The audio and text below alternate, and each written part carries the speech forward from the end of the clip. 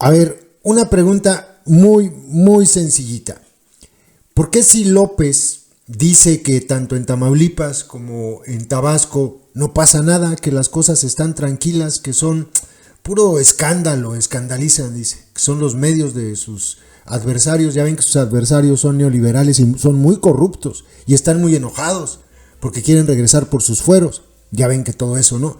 Si no pasa nada, si él dice que es politiquería, si él dice que las cosas van muy bien, ¿por qué envían a los dos lugares elementos de las fuerzas especiales? Los dos videos que están ustedes observando son precisamente para Tamaulipas y para Tabasco. Gafes, por cierto, grupos de este grupo de fuerzas especiales, de donde salieron los Zetas, entrenados en Estados Unidos, expertos en contrainsurgencia, para eso crearon a los Gafes, expertos en aplicar métodos de tortura brutales, esos son los Gafes. ¿Por qué los tienen que enviar a Tamaulipas y a Tabasco si no pasa nada? Que me expliquen. Miren, con relación a esto les voy a compartir una columna que publicó en el Universal Santiago Corcuera, este señor que ha tenido un montón de cargos dentro del área de derechos humanos. Trabajó, por ejemplo, como miembro del Consejo de la Comisión de Derechos Humanos del Distrito Federal, fue miembro de ACNUR, fue también comisionado de la Comisión Internacional de Juristas, de la Declaración de Cartagena sobre Refugiados, miembro del Consejo de la Comisión de Derechos Humanos del Distrito Federal, ya lo había dicho, también fue integrante de la Comisión de Derechos Humanos de la ONU, fue uno de los expertos que integraron el grupo de trabajo sobre desaparición forzada de la ONU. O sea que algo de derechos humanos y algo de estos temas sabrá. Y publicó una columna, les decía el día de hoy, donde el título pues ya lo dice todo: modelo fracasado de seguridad. Abran las orejas, adoctrinaditos, porque los datos duros son los que derrumban mitos. Los datos duros son los que derrumban la demagogia, la palabrería, la chaqueta mental, pues. Fíjense, al término del sexenio del delincuente Fox, él no les dice así, él los nombra como por apellidos o nombres. Yo les digo delincuentes porque esos son. México, fíjense esto, es que es muy interesante.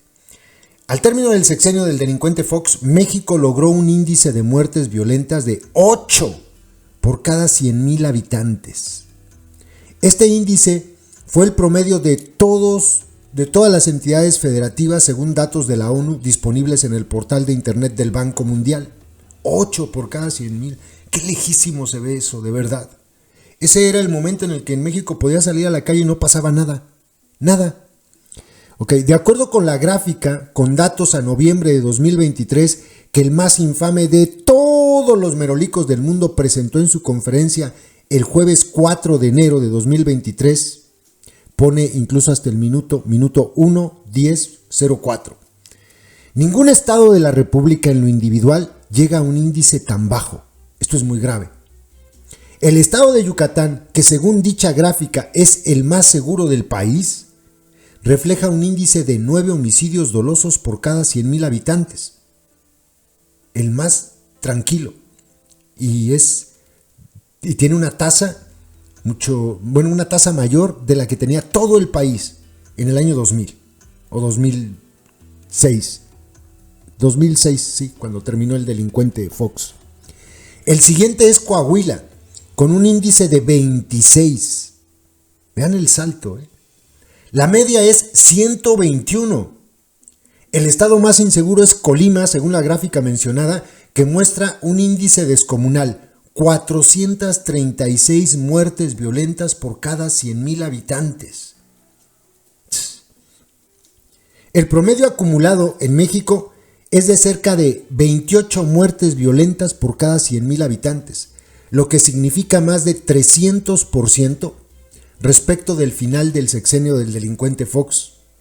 Al final de este sexenio, se acordarán ustedes, hubo una marcha masiva en protesta a los secuestros que se habían dado, alrededor de 550. Prácticamente no se hablaba de desapariciones, más que de las perpetradas durante la llamada Guerra Sucia. Al final del sexenio del delincuente Calderón, el Washington Post dio a conocer una lista elaborada al interior de la entonces PGR, de más de 25,000 personas desaparecidas.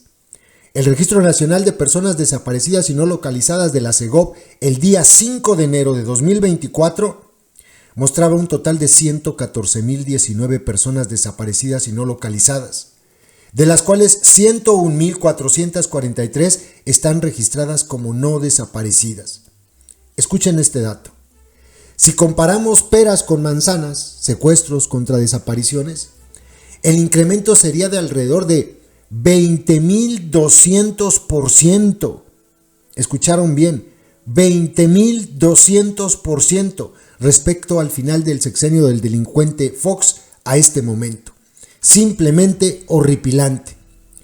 Lo anterior demuestra que a partir del comienzo del uso de las Fuerzas Armadas, por eso los videos, en las tareas de seguridad pública, la violencia en México se desató en una espiral de efectos tremendamente destructivos. Sabemos que la causa material de esta situación es el crimen organizado, pero la causa eficiente es la fallida estrategia de combate que comenzó con Calderón, mantuvo Peña y ha profundizado López. Todos los expertos de instancias internacionales, tanto de la ONU como de la OEA, que han estudiado esta situación, han coincidido en que la estrategia de seguridad basada en un modelo militar debe abandonarse. Pero esos tres gobiernos han negado la dimensión del problema y su causa eficiente, por lo que, por desgracia, la situación de violencia extrema que sufre el país no va a mejorar. El problema es tan gordo que se requiere un plan de salida paulatina pero constante y decidida de las Fuerzas Armadas de las labores de seguridad pública, que garantice el fortalecimiento de las corporaciones civiles de seguridad, con debidos controles externos y un entrenamiento verdaderamente civil y no militar. En pocas palabras, se requiere desmilitarizar a la función de seguridad pública y civilizarla, o sea, hacerla civil. Esto es algo que yo les he dicho cuando preguntan a ti, pues es que tú no propones nada. Pues aquí hay propuestas, dos. Esta es una, fortalecer a las policías. Tiene que empezarse a depurar los cuerpos de las corporaciones policíacas. Tienen que empezarse a establecer controles efectivos, nuevas policías. Tienen que hacerlo ya, es urgente que lo hagan ya. Esa es una. La otra, pues está lo que hemos mencionado siempre, el día que la seguridad pública regrese a manos del pueblo, se va a acabar la violencia. Ejemplos hay mucho.